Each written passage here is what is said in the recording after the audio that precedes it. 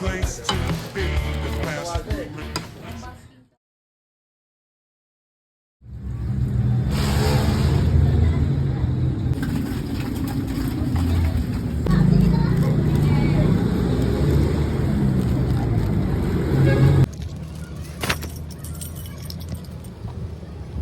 So yun, pabili na tayo. By the way, dito nga pala tayo bumili sa South Mall, napakalayo. So sinend lang nila sa akin yung picture. Hindi ko dinala yung mismong skin para to avoid downtime sa mga magbubuk, kasi wala naman tayong extra. So ito na, sinend lang nila sa atin yung picture. So hopefully magkasya at hindi tayo nagkamali, para hindi hassle, kasi medyo malayo itong pinagbilhan natin.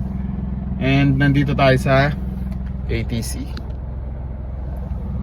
Dito tayo nag-park to avoid yung heavy traffic dun sa along the way papunta sa South Mall. Shout out sa inyo. Bye bye.